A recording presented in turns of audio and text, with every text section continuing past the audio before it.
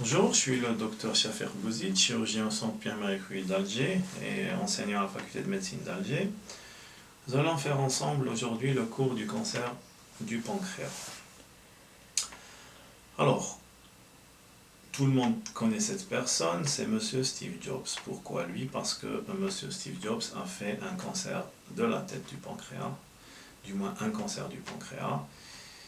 Et là, vous voyez l'évolution de sa maladie qu'on voit sur les photos. Vous voyez, il maigrit, il perd ses cheveux. Tout ça pour dire que finalement, il avait un visage bien rond, joufflu, et on se retrouve avec une personne très maigre, amaigrie, fatiguée par tous les traitements qu'il a dû subir. Le cancer du pancréas reste un cancer à très mauvaise réputation, un cancer à très mauvais pronostic. Avant de rentrer dans le vif du sujet, une petite introduction d'anatomie. Donc le pancréas est constitué de 4 parties: la tête, l'isthme, le corps et la queue. Le pancréas est traversé finalement par le canal de Wirsung, qui est le canal pancréatique principal, qui va se jeter concomitamment avec la voie biliaire principale dans ce qu'on appelle la papille ou l'ampoule de Vater. Accessoirement, on peut retrouver parfois un canal pancréatique accessoire qu'on appelle le canal de Santorini. Le pancréas est un organe postérieur. Donc dans ses rapports anatomiques, on voit que tout le bloc duodéno-pancréatique est rétropéritonéal, c'est-à-dire que la sérose péritonéale va recouvrir la totalité de la glande pancréatique et la totalité du duodénum en dehors du D1 mobile et une partie du D4. Le pancréas contracte des rapports anatomiques vasculaires très complexes avec les vaisseaux mésentériques supérieurs. On voit l'artère et la veine qui sont là. Ici, avec le transcéliaque, bien sûr l'aorte qui est complètement derrière, la veine cave aussi. La queue du pancréas contracte des rapports avec la rate, l'angle colique gauche, l'estomac en avant. Tout ça pour dire que le pancréas contracte des rapports très complexes avec plusieurs organes de la cavité abdominale. Sur cette plaque, vous voyez un peu la situation anatomique de la glande pancréatique aussi. Ici, on a le ligament de Treitz, ou muscle de Treitz, qui est le muscle suspensoire finalement de l'angle de Treitz. C'est la jonction entre le duodénum et le jéjunum. On a ici le plexus cœliaque, qui donc se situe derrière la glande pancréatique et en avant de l'aorte. Cet axe, plutôt ce plexus, peut être envahi et engendre des douleurs lors de la présence d'un cancer du corps du pancréas. Le pancréas, comme je l'avais dit, est un organe postérieur. Donc si on devait chercher notre pancréas, on va le retrouver derrière, plutôt dans le dos. C'est pour ça que les douleurs rapportées sont plutôt des douleurs épigastriques, transfixiantes à irradiation dorsale. Comme je l'avais dit tout à l'heure, en plus donc du canal pancréatique principal, la voie biliaire principale se jette aussi dans l'ampoule de Vater, formant d'abord un sphincter commun, puis un sphincter propre de la voie biliaire et un sphincter propre du Wirsung. Dans ce cours, nous traiterons exclusivement les cancers du pancréas exocrines, c'est-à-dire que toutes les tumeurs endocrines du pancréas sont exclues de ce cadre. Sur le plan incidence, alors qu'en est-il dans le monde? Vous voyez ici les pays où il y a une grosse incidence de cancer du pancréas sont plutôt les pays industrialisés. Vous voyez ici les USA, l'Italie par exemple, le Japon, où ils ont une grosse fréquence de cancer du pancréas. Chez nous en Algérie, sur le registre des tumeurs d'Alger, on a à peu près 1,4 cas pour 100 000 habitants chez l'homme et 0,9 cas pour 100 000 habitants chez la femme. Sur le plan pronostic, vous voyez un peu que le pronostic, comme on l'a dit tout à l'heure, que le pronostic était très mauvais et à tout stade confondu, c'est-à-dire les patients qu'on opère et les patients qu'on n'opère pas parce qu'ils ne sont pas résécables, leur pronostic à 5 ans n'excède pas les 10%, c'est-à-dire à tout stade confondu, le pronostic est de l'ordre de 5 à 8%, comme c'est illustré sur ce tableau. Vous voyez aux États-Unis le nombre de nouveaux cas par an et le nombre de décès.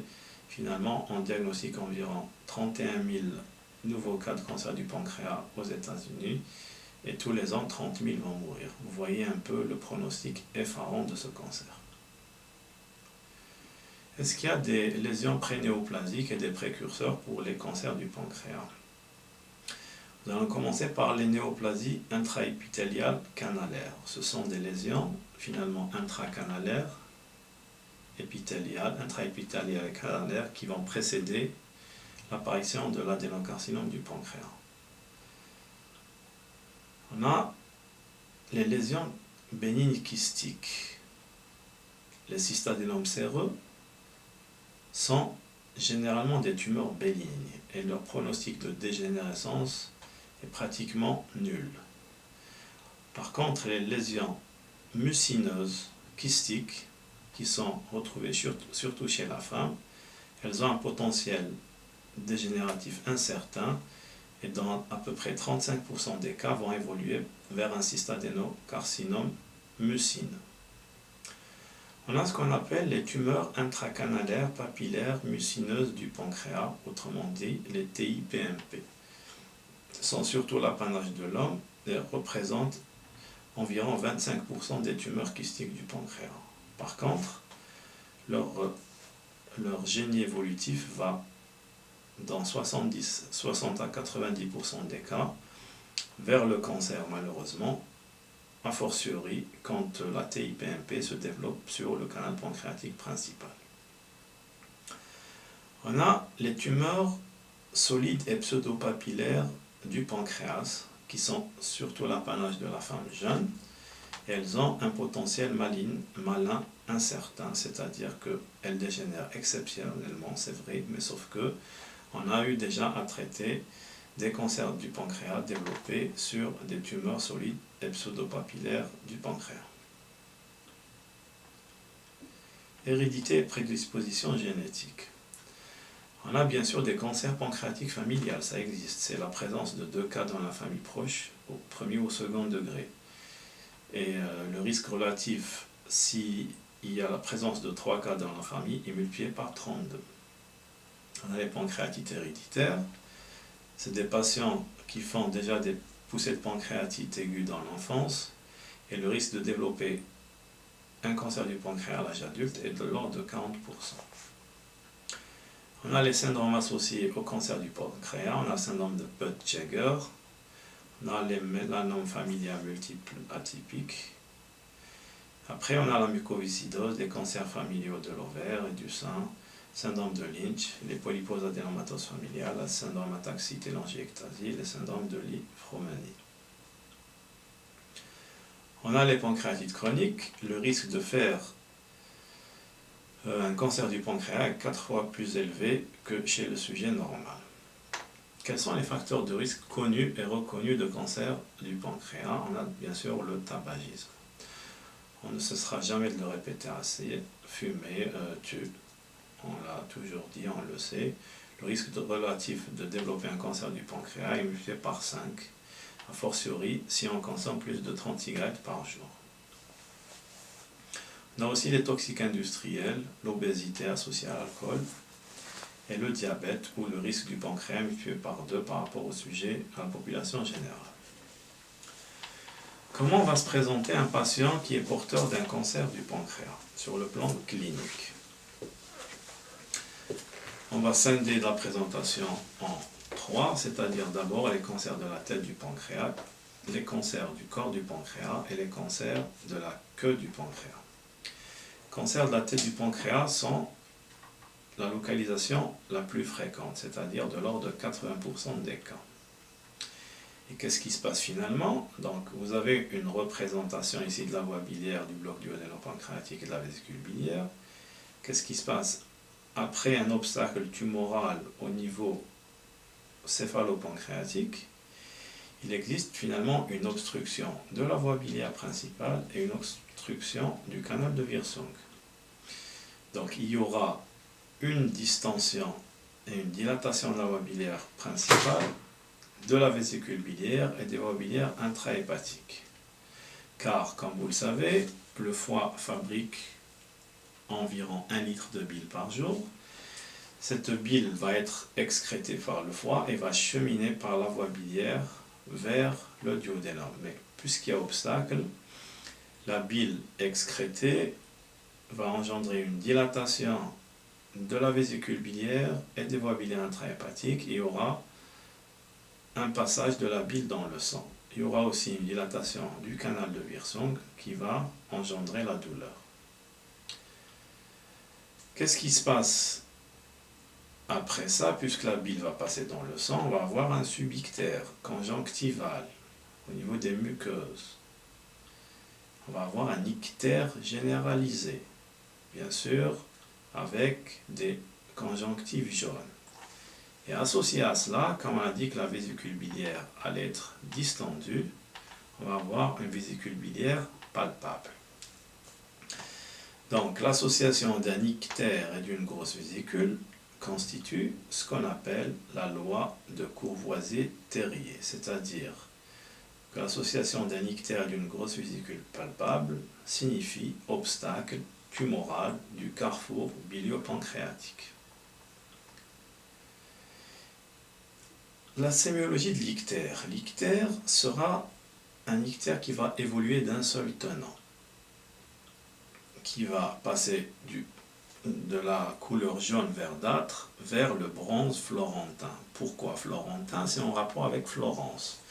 Florence, c'est le berceau de la Renaissance. C'est une ville en Italie où il y a eu, après le Moyen-Âge, le développement de l'art, de la sculpture, de la peinture, de la musique, et par conséquent Florence reste le berceau de la Renaissance, et là-bas on trouve des statuettes en bronze, et finalement les premiers médecins qui ont étudié l'ictère ont qualifié la couleur de l'ictère néoplasique comme étant ressemblant aux statuettes de bronze de Florence. Donc en plus de l'ictère, qu'est-ce qu'il y aura d'autre? Il y aura des lésions de grattage. Ça, c'est un patient qu'on a eu au niveau du service. Il s'est acheté une brosse, comme vous voyez, pour se gratter le dos. Okay. En plus donc de l'ictère, qu'on va retrouver, et tout le syndrome de cholestase clinique, il faut examiner le malade complètement. Surtout les aires ganglionnaires. Il faut rechercher le ganglion de Troisier. Celui-ci se recherche au niveau de l'aire susclaviculaire gauche. Et sa présence signifie qu'il y a finalement, que ce ganglion finalement représente une métastase d'un cancer digestif. Il faut le rechercher à chaque fois dans l'examen clinique, comme vous le voyez ici. Sur le plan biologique, il faut rechercher la cholestase biologique, qui est l'élévation de la bilirubine totale à prédominance directe, élévation des phosphatases alcalines, légère élévation des transaminases et surtout élévation des gamma-glutamyl transférases. Le TP, le taux de prothrombine, va être bas, mais il se corrige avec l'administration de vitamine K, c'est-à-dire c'est un test de colère positif. Après 3 jours de vitamine K, le TP qui était bas va devenir normal. Il faut aussi faire une formule numération sanguine à la recherche d'une anémie hyposidérémique et une hyperleucocytose qui serait signe d'une infection secondaire à l'obstacle tumoral, donc une infection au niveau des voies biliaires. Il faut aussi rechercher la fonction rénale. On peut avoir des diabètes inauguraux ou bien aggravation d'un diabète préexistant. On recherche une insuffisance rénale puisqu'on a dit que la bile était éliminée par le rein. Il faut rechercher une électrophorèse des protides et un taux d'albumine parce qu'il y a généralement une dénutrition qui s'y associe. Quels sont les diagnostics différentiels de l'ictère? C'est tous les ictères médicaux. Et ça, rapidement à la biologie, on va voir que c'est un ictère médical et les patients vont être adressés en médecine ou en gastroentérologie pour exploration. Et aussi, en faisant une échographie, on va retrouver une dilatation des voies biliaires intra- et extra-hépatique qui est le signe d'un ictère cholestatique. Donc, le diagnostic différentiel de l'ictère cholestatique, on a la lithiase de la voie biliaire principale. La sémiologie de l'ictère est différente, alors que pour l'ictère néoplasique, l'ictère évolue d'un seul tenant, augmentant d'intensité. Pour la lithiase de la voie biliaire principale, c'est un ictère fluctuant, car l'obstacle lithiasique est généralement incomplet. Et au niveau de la radiologie, on va retrouver une lithiase vésiculaire ou une lithiase de la voie biliaire principale. On a aussi les cancers de la convergence biliaire, d'huile hépatique. Là, on ne va pas avoir de grosses vésicules et il y aura absence de dilatation de la voie biliaire principale, mais dilatation des voies biliaires intrahépatiques. On va avoir aussi une adénopathie rétrocholédocienne ou autre processus rétrocholédocien qui va comprimer la voie biliaire et engendrer le même tableau clinique que le cancer de la tête du pancréas. Ici, c'est quand on prend un verre d'eau et on met des pierres au niveau de ce verre d'eau. En versant de l'eau, l'eau va s'insinuer pour arriver au fond. C'est le même principe au niveau de la voie biliaire principale, des lithiases de la voie biliaire principale. C'est pour ça que quand il y a ictère pour LVBP, il sera fluctuant, c'est-à-dire que la voie biliaire, au départ, qui est remplie de lithiase, va recevoir de la bile va pousser sur les lithiases et la bile va s'insinuer et il y aura des obstructions à un petit passage, l'ictère va se réduire d'intensité et après il va encore augmenter et vice versa. Si on a une IRM d'un cancer d'huile, on voit qu'il y a obstacle à ce niveau et la vésicule est absente. Le reste de la voie biliaire n'est pas dilaté, on voit le Wirsung qui est aussi très fin. On arrive à la clinique du cancer du corps du pancréas, c'est-à-dire la situation de la tumeur qui est corporéale. Ici, le maître symptôme reste la douleur, qui est retrouvée dans 80% des cas. Elle est due d'abord à l'hyperpression dans le canal de Wirsung, qui est distendu, et aussi à l'infiltration du plexus solaire, qu'on a vu tout à l'heure au niveau de l'anatomie. La douleur est une douleur épigastrique transfixiante avec finalement irradiation dorsale. L'ictère n'apparaît qu'à un stade très tardif, c'est-à-dire qu'il faut que la tumeur grossisse vraiment pour qu'elle atteigne la voie biliaire principale. Cette douleur du cancer du corps du pancréas peut simuler une crise de pancréatite aiguë dans 15% des cas. C'est pour ça que quand il y a pancréatite aiguë, il faut toujours faire un scanner à la recherche ou pour éliminer la présence d'une tumeur pancréatique. Quels sont les diagnostics différentiels de la douleur épigastrique? D'abord, c'est toutes les douleurs qui peuvent séger au niveau de l'épigastre, les maladies ulcéreuses, la pancréatite aiguë, et aussi l'infarctus du myocarde à expression abdominale. Troisièmement, on a les cancers de la queue du pancréas. Et aussi, ici, sur le plan clinique et sémiologique, il y a une différence par rapport aux deux autres localisations. Ici, le maître symptôme reste le syndrome de masse abdominale, c'est-à-dire qu'il faut que la tumeur grossisse, qu'elle infiltre généralement les organes de voisinage pour qu'elle devienne palpable ou douloureuse, c'est-à-dire infiltrer ou la rate, ou l'estomac, ou l'angle colique, ou le rein, ou tout à la fois pour devenir palpable et douloureuse.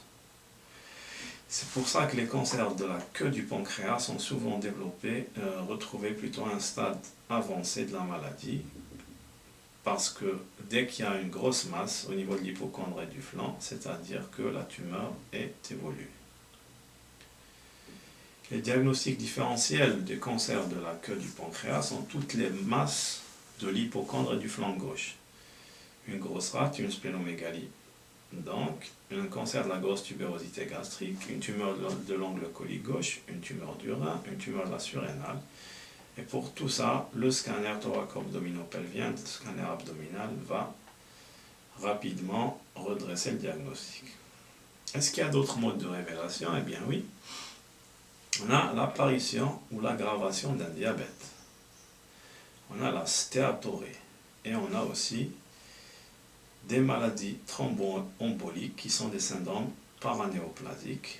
On avait dit donc apparition ou aggravation d'un diabète déjà existant. Stéatorée par malabsorption, par insuffisance de pancréas exocrine, pancréatique exocrine, et aussi des phlébites qui sont retrouvées dans 25% des cas. Elles sont révélatrices parfois de la maladie. On a fait le diagnostic d'un cancer du pancréas. Qu'est-ce qu'il faut faire comme bilan préthérapeutique en dehors de la clinique et de la biologie qu'on a déjà vu. On va doser les marqueurs tumoraux, c'est-à-dire le CA19-9, qui est assez spécifique de la sphère biliopancréatique, mais sa sensibilité est faible et sa spécificité aussi est faible et ne constitue en aucun cas un diagnostic positif. Il peut être élevé dans les cholestases, mais d'une manière modérée, mais par contre, il a un intérêt dans la surveillance post-thérapeutique. Il faut, pour la radiologie, faire une échographie, un scanner, une IRM et une écho-endoscopie. L'échographie reste le bilan le plus simple de routine et très anodin, très répétitif. Il va affirmer la cholestase parce qu'il va voir la dilatation des voies biliaires intra-extra-hépatiques. Parfois, il va voir la tumeur et parfois, il va visualiser des métastases hépatiques. Le scanner thoraco-abdominopelvien reste l'examen clé. Il doit être triphasique, comprendre un temps artériel, un temps portal et un temps tardif. Et c'est sur la base du scanner que la stratégie thérapeutique va être dictée. C'est-à-dire qu'on va voir une dilatation des voies biliaires, on va avoir une dilatation du Wirsung, une tumeur hypodense au niveau du pancréas. Les tumeurs pancréatiques sont hypodenses au scanner. Voilà. Et on a la grosse vésicule qui est palpable. On va rechercher l'absence ou la présence de métastases hépatiques. Il va nous permettre de faire des reconstructions artérielles, vasculaires, pour voir s'il n'y a pas d'anomalie ou de variation anatomique artérielle. On a ici l'artère gastro-duodénale, l'artère mésentérique supérieure qui est là. On va rechercher la présence ou l'absence d'une artère hépatique droite qui va passer en rétroporte. Et on va rechercher l'absence ou la présence d'un ligament arqué. Donc après le scanner, la tumeur va être classée résécable, c'est uniquement malheureusement 10% des cas. De résécabilité douteuse, c'est-à-dire qu'il y a des rapports vasculaires, il y a éventuellement un doute sur des métastases hépatiques, auquel cas il faut demander une IRM, c'est-à-dire que l'IRM devient un examen de nécessité. Il faut à chaque fois demander une IRM hépatique pour affirmer ou infirmer la présence ou l'absence de métastases hépatiques associées. Quand il y a métastase hépatique, bien sûr, il n'y a pas de possibilité chirurgicale. Et vous voyez, le plus gros morceau reste les tumeurs non résécables, c'est environ 80% des cas, parce qu'il y a un envahissement vasculaire important, parce qu'il y a des métastases à distance. L'IRM, donc on avait dit qu'il fallait la demander, elle apprécie d'une manière exemplaire la voie biliaire et le Wirsung. Elle va rechercher des métastases hépatiques qu'on ne voit pas au scanner. Et pour l'écho-endoscopie, il faut la demander car elle est très sensible pour les petites tumeurs et aussi permet de faire des biopsies transgastriques ou transduodénales afin d'avoir un diagnostic histologique certain et éventuellement de commencer un traitement néoadjuvant avant la chirurgie. Quels sont les critères de non-résécabilité? On a les métastases hépatiques, bien sûr, la carcinose péritonéale et l'envahissement vasculaire très prononcé. Il faut savoir que le traitement d'un cancer du pancréas ne peut s'envisager qu'en réunion de concertation pluridisciplinaire. Cette réunion doit associer la présence d'hépatogastro-entérologues, de radiologues aguerris, c'est-à-dire habitués à ce genre de pathologie, un oncologue médical dédié, un chirurgien hépato-biliopancréatique qui a l'habitude des chirurgies hépatobiliopancréatiques avec résection vasculaire, un anapathe et un anesthésiste réanimateur pour voir si le patient peut supporter une grosse intervention. On avait dit que le traitement potentiellement curateur était la chirurgie. Malheureusement, pour les patients qu'on ne peut pas opérer, il faut toujours les accompagner. On appelle ça les traitements palliatifs, certes, parce qu'il faut, comme ils sont ictériques, souvent, il faut dériver l'ictère, il faut les soumettre à une chimiothérapie, il faut surtout traiter la douleur. Et pour les patients qui ne pourront même pas recevoir de chimiothérapie, il faut leur proposer les meilleurs soins de support, c'est-à-dire les best supportive care, pour les accompagner de la meilleure manière possible. Qu'est-ce que c'est qu'une duodénopancréatectomie céphalique? C'est l'une des interventions les plus élaborées en chirurgie digestive. Celle-ci comprend la résection d'une partie de l'estomac, de tout le duodénum, de la première anse jejunale, de la tête du pancréas, de la voie biliaire principale et de la vésicule biliaire. L'intervention a été décrite dans les années 1945, et c'est pratiquement la même actuellement avec quelques différences techniques.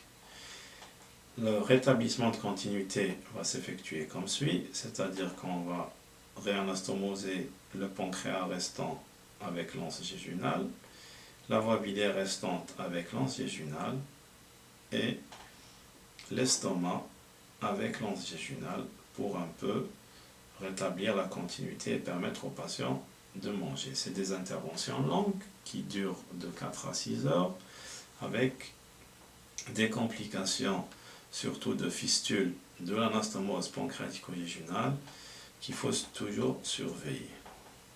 Donc c'est une schématisation aussi de la DPC, comme vous voyez ici, une partie de l'estomac, tout le duodénum, première anse jejunale, la tête du pancréas qui est sectionnée ici, la voie biliaire et la vésicule biliaire.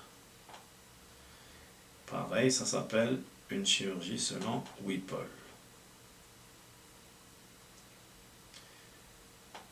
Et voilà un rétablissement de continuité. Pour les pancréas gauche, on a dit que la résection appropriée était la splénopancréatectomie, c'est-à-dire qu'il faut enlever le corps et la queue du pancréas. La section se fait au niveau de l'isthme pancréatique, à l'aplan de l'artère gastro-duodénale. Et on va prendre finalement le corps et la queue du pancréas avec la rate en monobloc associé à un curage ganglionnaire.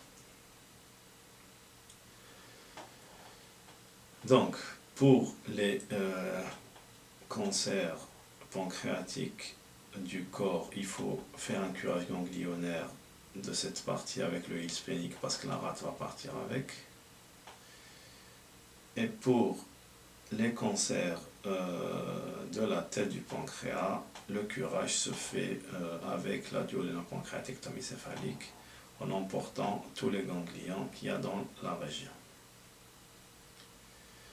Donc si on devait synthétiser, on va dire que le diagnostic est souvent réalisé à un stade avancé du fait d'une expression clinique tardive de la maladie. Tout stade confondu, le pronostic est mauvais, moins de 5% à 5 ans. Quand le patient est opéré, réséqué et soumis à une chimiothérapie, on peut espérer une survie à 5 ans de l'ordre de 20%. 70 à 80% des cancers de la tête du pancréas sont finalement, 70 à 80% des cancers du pancréas sont de localisation céphalique. Ils sont souvent révélés par un ictère, une altération de l'état général des douleurs abdominales. Le bilan d'imagerie diagnostique repose principalement sur le scanner associé à l'IRM pour rechercher des métastases hépatiques infrascanographiques. Le dosage du CA19-9 est inutile pour le diagnostic. Le diagnostic est confirmé par l'ANAPA de la pièce opératoire pour les tumeurs résécables ou biopsie des tumeurs non résécables ou bien des tumeurs qu'on va soumettre à une chimiothérapie néoadjuvante. 10 à 20% des patients pourront bénéficier d'un traitement à visée curative qui comprendra toujours un temps chirurgical.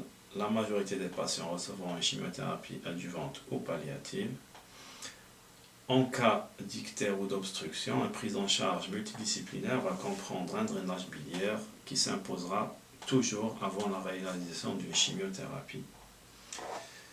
Le suivi repose sur une surveillance clinique régulière, un scanner qui est demandé aussi régulièrement avec un dosage de la glycémie, car c'est des patients qui peuvent développer un diabète post-opératoire. Au cours du suivi, des signes de cholestase ou d'angiocolite relèvent d'une urgence de prise en charge spécialisée pour lever l'obstacle. Dans tous les cas, il faut toujours penser à préserver la qualité de vie. Il faut notamment chercher à traiter efficacement la douleur et la dénutrition. En conclusion, le cancer du pancréas reste un cancer de mauvais pronostic. Et ce qu'il faut retenir, c'est que le seul traitement qui peut guérir ces patients reste la chirurgie. Et je vous remercie.